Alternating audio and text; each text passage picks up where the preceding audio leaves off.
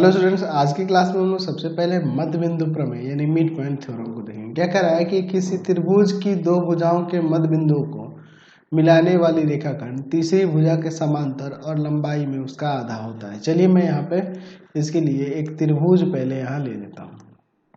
ठीक है, ये आपका त्रिभुज हो गया। इसका नामकरण कर देता हूँ ए बी सी। ये आपके पास ए बी सी एक त्रिभुज दिया हुआ है। क्या कह रहा है कि इस त्रिभुज की दो भुजाओं, हम लोग ए बी और ए सी ले लेते हैं, इन दोनों के मध्य बिंदु, यहाँ पे इसका मध्य बिंदु डी ले लेते हैं और इसका यहाँ मध्य बिंदु ई ले लेते हैं। ठीक है, इन दोनों मध्य बिंदुओं को मिलाने वाली जो रेखाखंड होगी ना, यानी कि ये जो डी होगा, यह समांतर होगा बीसी के और बीसी का आधा भी होगा। ये हमें साबित करके यहाँ पे दिखाना है। तो चलिए पहले क्या दिया हुआ है और क्या सिद्ध करना है इसको लिख लेते हैं। दिया है त्रिभुज ए बी सी में भुजाओं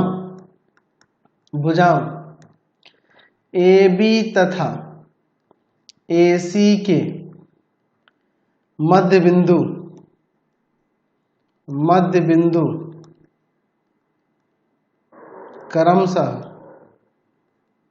क्रमशः डी और ई है।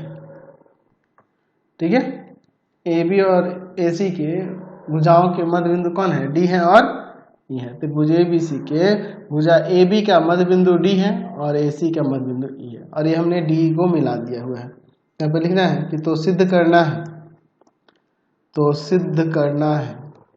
क्या सिद्ध करना है जी? तो सिद्ध करना है इसमें कि ये जो डी आप देख रहे हैं, डी ये समांतर है बीसी के और लंबाई में उसका आधा है। डी जो है आधा होगा किसके?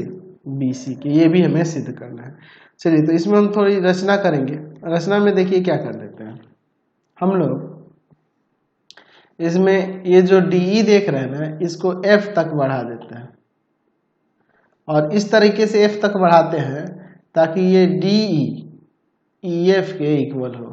ठीक है, और फिर हम लोग यहाँ सी से एफ को मिला देते हैं। तो चलिए हम लोग यहाँ रचना में ये चीज़ें लिख देंगे। तो रचना किया है इसलिए मैं इसे डॉटेड कर देता हूँ। यहाँ पे मैं लिख दूंगा आपकी रचना में हमने क्या किया है कि रेखाखंड डी को एफ तक इस प्रकार बढ़ाया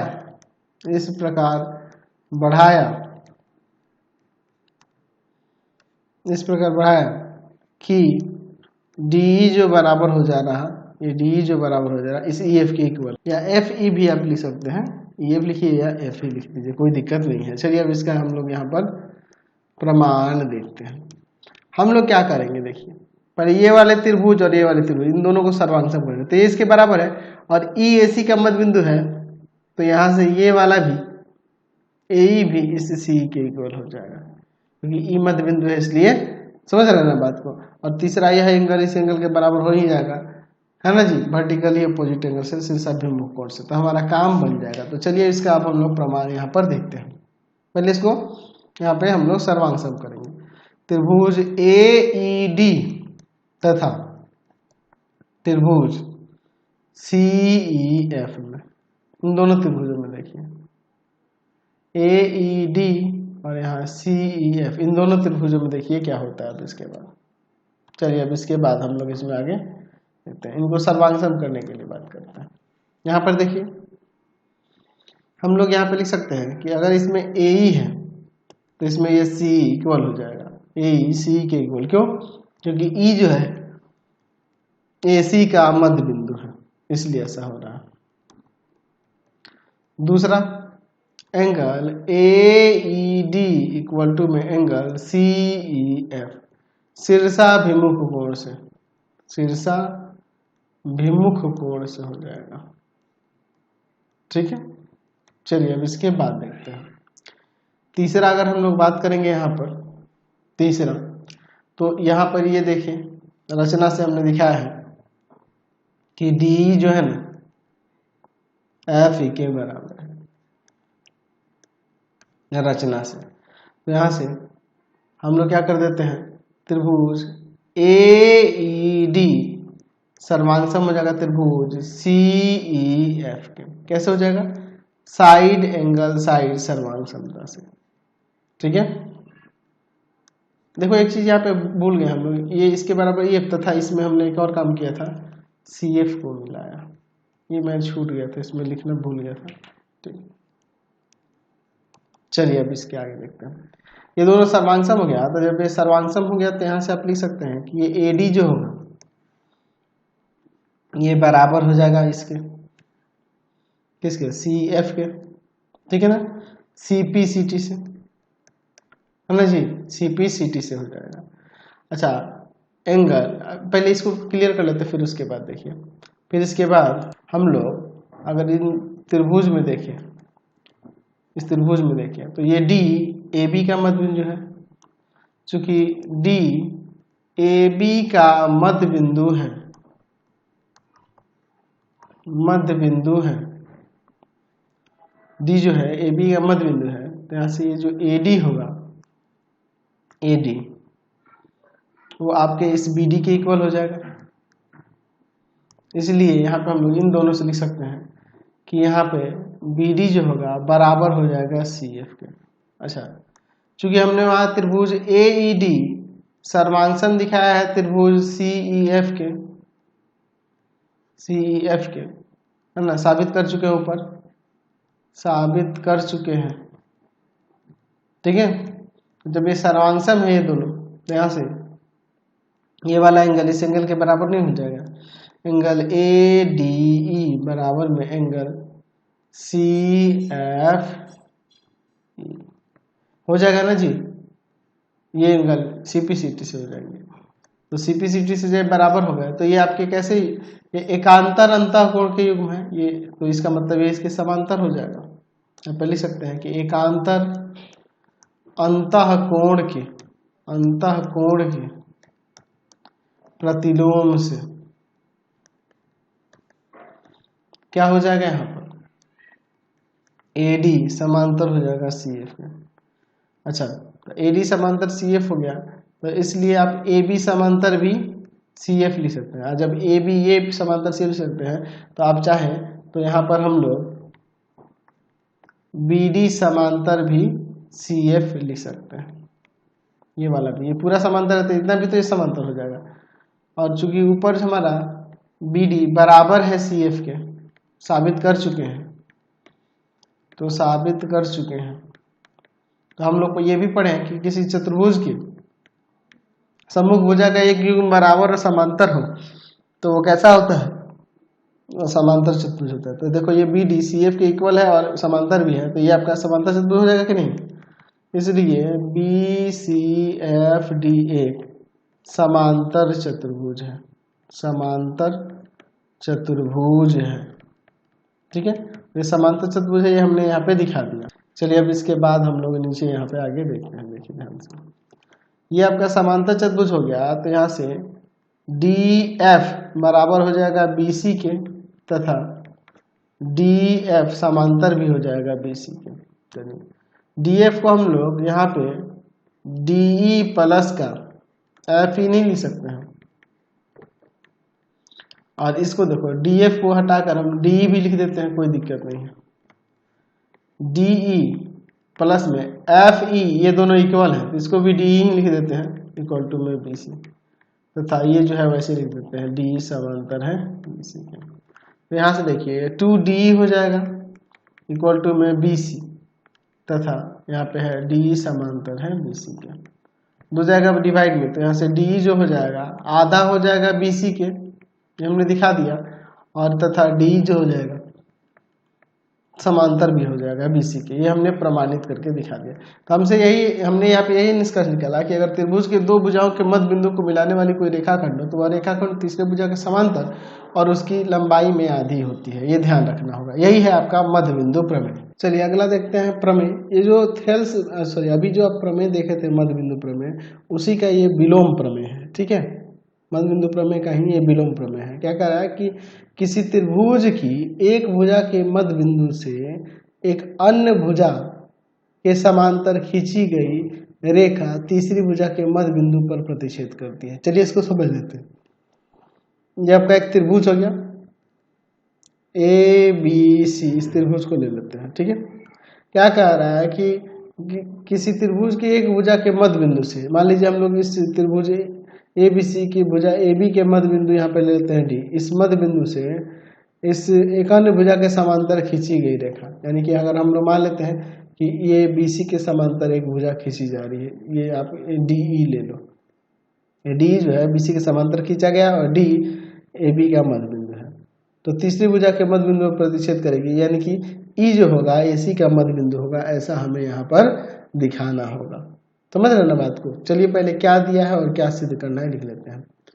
दिया है त्रिभुज ABC में भुजा AB का मध्य बिंदु D है। AB का मध्य बिंदु कौन है? D है। और यहाँ पे ये जो D है ना, ये समांतर है BC पर, है ना, तथा DE AC को E पर काटती है। तो सिद्ध करना है,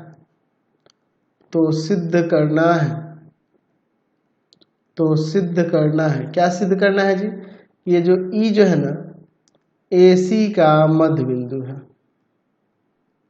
E AC का मध्य बिंदु है, ये हमें साबित करना है।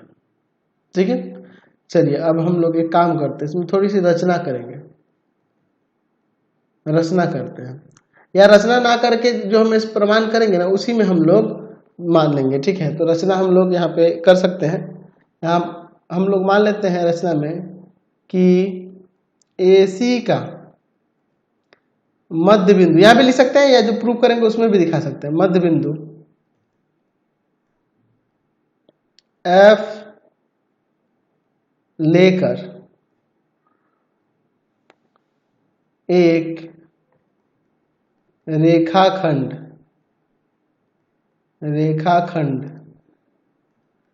DF खींचा।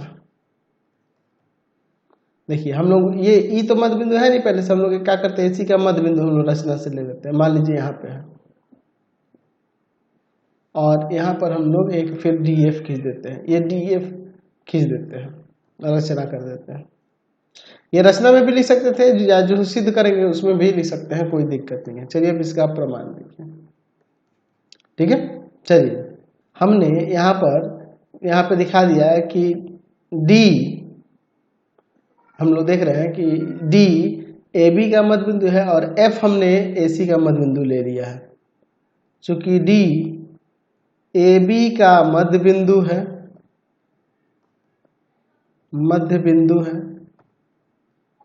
तथा F AC का मध्य बिंदु रचना के द्वारा है। तो अभी जो हमने मध्य बिंदु प्रमेय पढ़ा था उसके अनुसार हम लिख सकते हैं मध्य बिंदु प्रमेय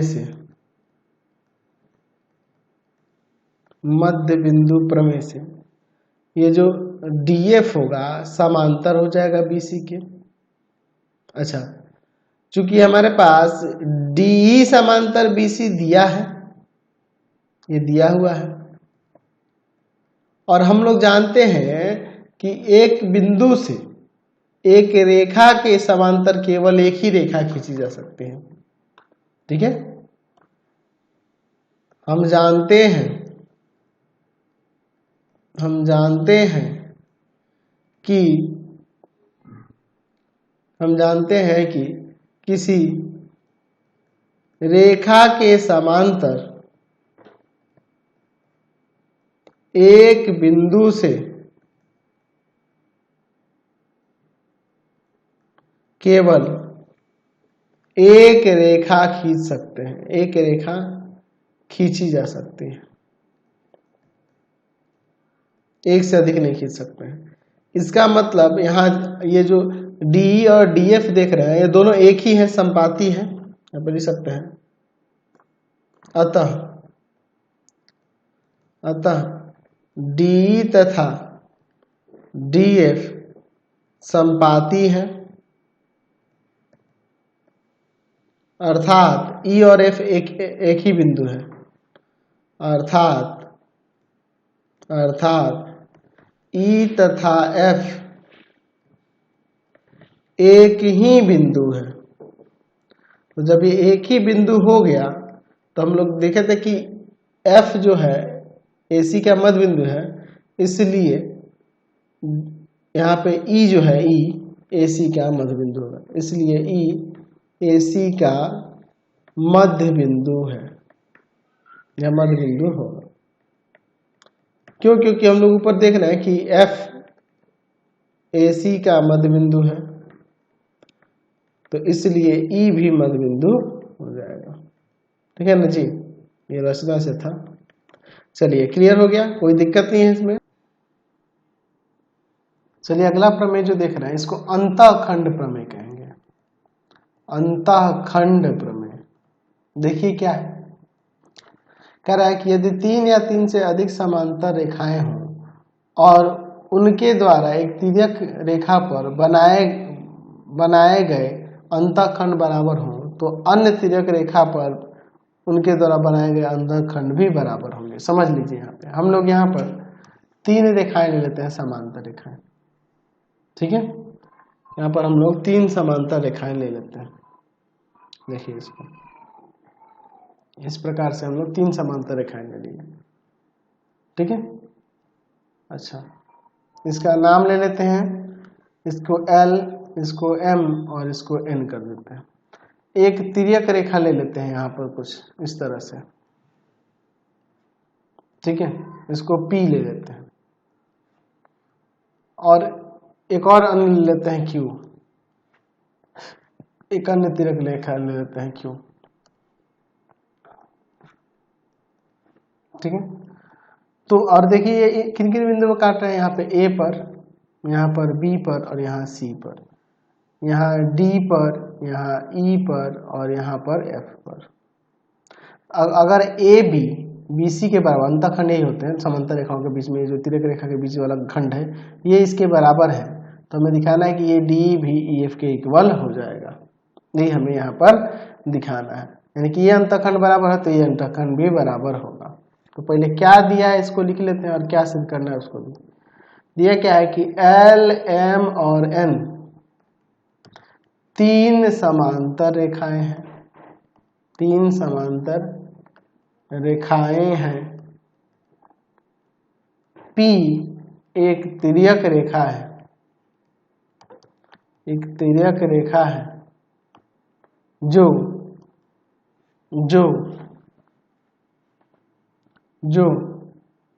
क्या कर रहा है, इन तीनों को यानी कि किसको, L, M तथा N को क्रमशः बिंदुओं A, B और C पर काटती है, ऐसा हम लोग यहाँ पर ले लेते हैं। और यहाँ पर ये भी दिया है कि ये वाला अंतःखंड बराबर है, AB जो है ना बराबर है BC के। तो सिद्ध करना है, क्या सिद्ध करना है कि दूसरा इधर जो अंतःखंड जो होगा, यानी कि सिद्ध करना है कि DE जो होगा, DE वह बराबर है EF के। दिया है, मैं ये भी लिख सकते हैं कि एक अन्य रेखा Q भी लिया है। ठीक है ना जी, एक अन्य तिर्यक रेखा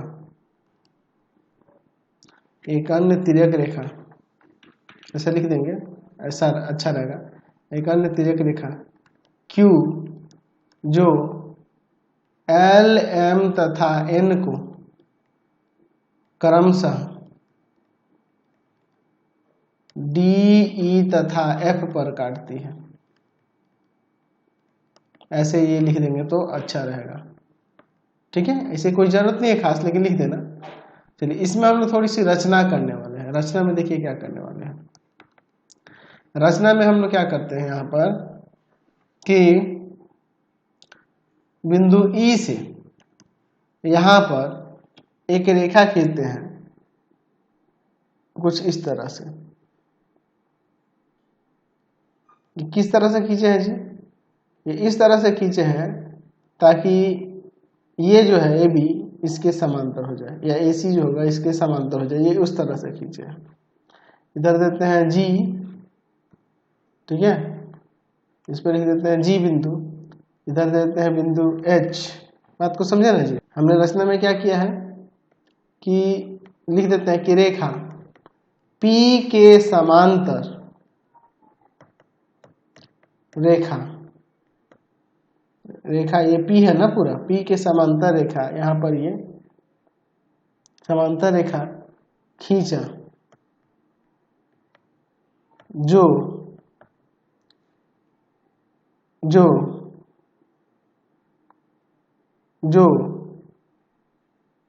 जो बिंदु E से गुजरती है तथा L और N को क्रमशः G तथा H पर काटती है, ऐसा हम लोग यहाँ पर ले लेते हैं।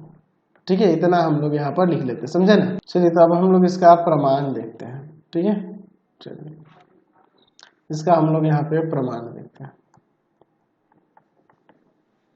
अच्छा देखिए क्या करते हैं, हमारे पास ये L समांतर है M के, यानी कह सकते हैं L समांतर है M के, दिया है, तो यहाँ AG समांतर BE भी लिख सकते हैं। अच्छा, चूंकि P समांतर है GE के, GH के भी लिख सकते हैं, कोई दिक्कत नहीं है, GH के, ये हम लोग P देखा इसके समांतर लिया ना जी, ये भी रचना से है, रचना से। तो यहाँ पे AB समांतर लिख नहीं सकते हैं GE, AB GE के समांतर और AG BE के समांतर, इसलिए AGEB एक समांतर चतुर्भुज है, समांतर चतुर्भुज है। तो जब ये समांतर चतुर्भुज यहाँ पे हो गया तो यहाँ से आमने सामने की भुजा बराबर हो जाएगी नहीं, AB GE के बराबर हो जाएगा, AB GE के बराबर हो जाएगा। ठीक है, इसी प्रकार BCHE एक समांतर चतुर्भुज है, एक समांतर चतुर्भुज है, इसी तरह से ये भी हो जाएगा BCHE, ये समांतर चतुर्भुज है। तो यहाँ पे BC जो हो जाएगा बराबर हो जाएगा किसके, इसके EH के, है ना, या HE भी लिख सकते हैं, BC जो हो जाएगा HE के। ठीक है, बराबर हो जाएगा समांतर चतुर्भुज होने के कारण। अच्छा, अब देखिए इसके बाद क्या करते हैं, तो इन दोनों तीनों से देखिए, यहाँ पर इन दोनों से देखिए, यहाँ पर GE है और यहाँ HE है, ठीक है ना जी, यहाँ AB है और BC है, तो ये AB BC के बराबर है ना, तो ये दिखा देते हैं, अगर AB BC के बराबर है तो ये भी तो बराबर हो जाएगा ना जी। तो यहाँ पहले दिखा देते हैं, हमारे पास चूंकि AB जो है बराबर दिया है BC के, इसलिए ये AB जब BC के बराबर है तो ये दोनों भी बराबर हो जाएगा, GE जो होगा बराबर हो जाएगा HE के। ठीक है, अब इसके बाद देखते हैं हम लोग ध्यान से, त्रिभुज GED तथा त्रिभुज HEF में, जैसे देखिएगा GED और HEF में, इन दोनों में, इसमें और इसमें, तो देखो एक तो हो जाएगा यह कोण इस कोण के बराबर, एंगल GED, ठीक है, बराबर में एंगल HEF, शीर्षाभिमुख कोण वर्टिकली अपोजिट एंगल से, है ना जी। चलिए अब आगे देखते हैं, दूसरी बात क्या आ जाएगी, यहाँ पर लिख सकते हैं दूसरा, यह हमने दिखा दिया, यह कोण जो है इस कोण के बराबर है। दूसरा आपका हो जाएगा यहाँ पे, ये जी जो है ना, जी बराबर है एच ई के। साबित कर चुके हैं, साबित कर चुके हैं। ठीक है, चलिए अब इसके बाद देखते हैं। अब तीसरा, यह वाला एंगल इस एंगल के बराबर हो जाएगा कि नहीं। एंगल एंगल यहाँ पे ले लेते हैं, यहाँ पर ई जी डी बराबर में एंगल यहाँ पर ई एच एफ, ये वाला एंगल इस एंगल के बराबर हो जाएगा। कैसे? एकांतर अंतःकोण के युग्म है, इसलिए एकांतर अंतःकोण के युग्म है। तो यहाँ से ये दोनों त्रिभुज सर्वांगसम नहीं हो जाएगा, त्रिभुज जी ई डी सर्वांगसम हो जाएगा त्रिभुज एच ई एफ के। कैसे सर्वांगसम हो जाएगा जी? तो एंगल साइड एंगल, भुजा कोण भुजा कोण सर्वांगसमता से। जब ये सर्वांगसम हो गया तो सीपीसीटी से हम लोग ये वाली भुजा इस भुजा के बराबर नहीं दिखा सकते हैं, यानी कि यहाँ पे जो डी हो जाएगा, डी वह एफ ई के बराबर हो जाएगा। डी जो हो जाएगा वह एफ ई के बराबर हो जाएगा। या आप ये भी लिख सकते हैं, ये जो डी है बराबर हो जाएगा ई एफ के। डी जो है बराबर हो जाएगा ई एफ के। यही ना हमें प्रमाणित करके दिखाना था, हमने इसे भी यहाँ दिखा दिया। ठीक है, तो आज की क्लास में इतना ही रहने देते हैं। नेक्स्ट वीडियो में आगे देखेंगे। आपको हमारे 3 चैनलों को सब्सक्राइब करना होगा। पहला है path finder classes Chhapra, path finder classes Chhapra. दूसरा है आपके पास भारती भवन रविकांत सर, भारती भवन रविकांत सर, रविकांत सर। और तीसरा चैनल है Ravikant sir R D Sharma solution, Ravikant sir R D Sharma solution, R D Sharma solution. तीनों चैनल को सब्सक्राइब कर लेंगे। इससे रिलेटेड वीडियो के लिए सीधे डिस्क्रिप्शन में जाएंगे। इससे रिलेटेड नोट्स के लिए गूगल पे जाकर सर्च करेंगे www.ravikantsir.in और यहाँ जाकर आप सभी क्लासेस के नोट्स, उनके पीडीएफ को डाउनलोड कर सकते हैं, पढ़ सकते हैं। इंस्टाग्राम और फेसबुक पे जाकर पाथफाइंडर क्लास छपरा को लाइक एंड फॉलो करना नहीं भूलेंगे। Thanks for watching the video. Comment करके जरूर बताएं कि हमारे चैनल के वीडियोज आप सभी को कैसे लगते हैं। Thanks for watching.